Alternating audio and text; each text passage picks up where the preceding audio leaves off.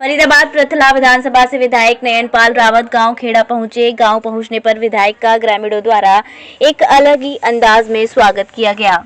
करीब 1.5 kilometre motorcycle और ट्रैक्टरों के काफिले से विधायक का स्वागत किया गया। वहीं गांव के सरकारी स्कूल पहुंचने पर विधायक ने तिरंगा फहराकर शहीदों के नाम दीप जलाए। इस मौके पर विधायक नयनपाल रावत ने कहा कि हमें उन शहीदों को कभी नहीं भूलना चाहिए जिनकी वजह से हम आजाद हुए हैं। तो वहीं इसी कड़ी में विधायक नयनपाल रावत मेरी माटी मेरा देश कार्यक्रम के दौरान सभी ग्रामीणों के साथ शपथ ग्रहण की। वहीं गांव गढ़खेड़ा पहुंचने पर विधायक नयनपाल रावत का ग्रामीणों द्वारा एक अनोखे अंदाज में स्वागत किया गया। दरअसल विधायक नयनपाल रावत का गांव पहुंचने पर ग्रामीणों द्वारा मोटरसाइकिल और ट्रैक्टर द्वारा विधायक नयनपाल रावत का स्वागत किया गया। करीब 1.5 किलोमीटर लंबी मोटरसाइकिल और ट्रैक्टर के काफिले से विधायक का स्वागत किया गया। इस मौके पर विधायक नयनपाल रावत गांव के सरकारी स्कूल पहुंचते ही ध्वजारोहण किया तो उसके बाद शहीदों के नाम से दीप जलाए। इस मौके पर विधायक नयनपाल रावत ने कहा कि हमें उन शहीदों को कभी नहीं भूलना चाहिए जिनकी वजह से आज हम आजाद हुए हैं। वहीं विधायक नयनपाल रावत ने कहा कि कोरोना काल के दौरान नहीं हुए विकास कार्य की कसक अभी उनके मन में है और वह लगातार प्रयास कर रहे हैं कि जल्द से जल्द इलाके के विकास कार्य किए जाएं। इसी कड़ी में विधायक नयनपाल रावत गांव की मुख्य सड़क का 85 लाख रुपए की लागत से नारियल फोड़कर शुभारंभ किया। इस मौके पर गांव के सरपंच विवेक सैनी द्वारा विधायक के समक्ष कुछ अन्य गांव की समस्याएं भी रखी गईं। इस पर विधायक नयनपाल रावत सहमति जताते हुए जल्द पूरी करने की बात कही। विधायक जी आज गाँव गढ़खेड़ा पहुंचे हैं, क्या कार्यक्रम है? देखिए, मेरी माटी मेरा देश का कार्यक्रम हमारे पूरे देश में चला हुआ है। इसके साथ साथ एक 85 लाख रुपए की सड़क का उद्घाटन करने के लिए हमें आए हैं और साथ ही इनको बताया है कि गांव के लिए जो इन्होंने पैसा की डिमांड की थी वो सब हमने मंजूर करा दिया है। और जिसमें एक मेन इनकी समस्या थी कि गढ़खेड़ा से नरावली के जो बहुत पुराने समय से इनकी डिमांड थी वो भी इनकी मंजूर हो गई। 10 से 12 दिन में उसका उद्घाटन करने के लिए भी आएंगे।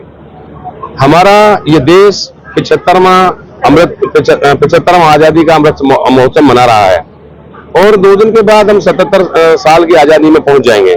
तो उस कार्यक्रम के तहत मेरी माटी मेरा देश और उद्घाटन, इन कार्यों के लिए हम आज गांव में पहुंचे हैं।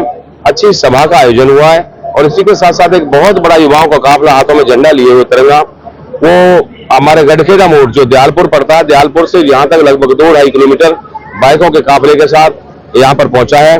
और समझता हूं कि सभी लोगों ने यहाँ एक शपथ भी हम लोगों ने ली है जो देश के प्रति हमारी एकता और अखंडता को बनाए रखने के लिए, तो वो आयोजन भी यहाँ पर हुआ है।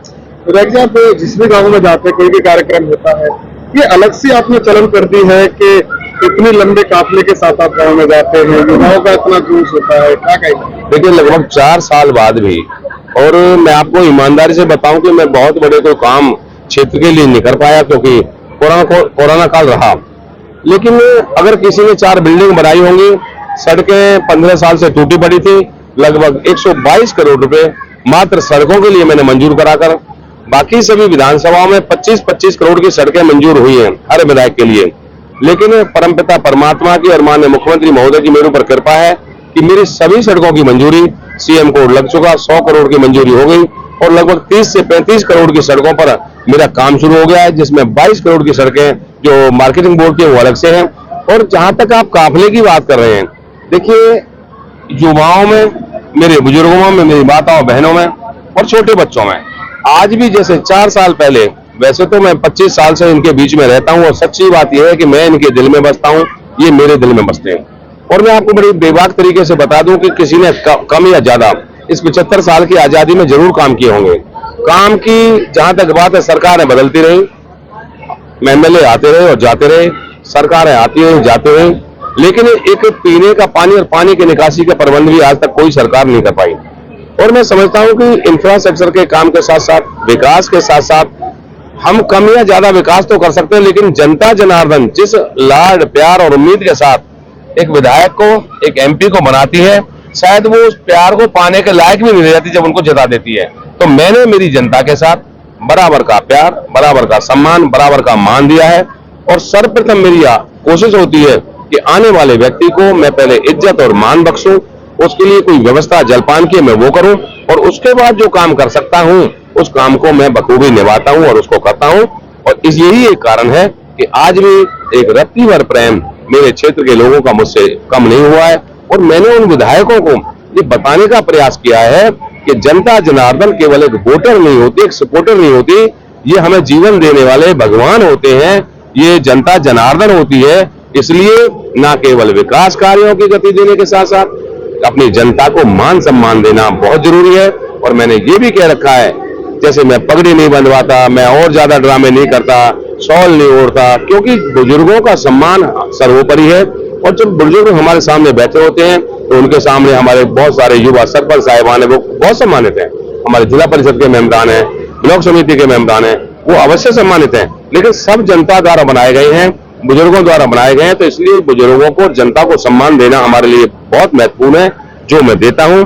और यही एक कारण है कि जब तक उनमें वो घमंड को छोड़कर जो ये वाली आदत है, और मैंने कह रखा नीचे बैठना सिखा दूंगा धरती में, जब तक लोग बैठे हैं धरती में, वैसे धरती में बैठना सिखा दूंगा। और या तो मेरे से आगे निकल जाएं, अन्यथा क्षेत्र से बाहर रहेंगे। पौधारोपण का भी कार्यक्रम है और 85 लाख की जो सड़क है उसका भी अभी साथ साथ उद्घाटन है। तो इन सारे कार्यक्रम के लिए हम यहाँ पहुंचे हैं और हम अपने शहीदों की याद में पौधारोपण करने जा रहे हैं।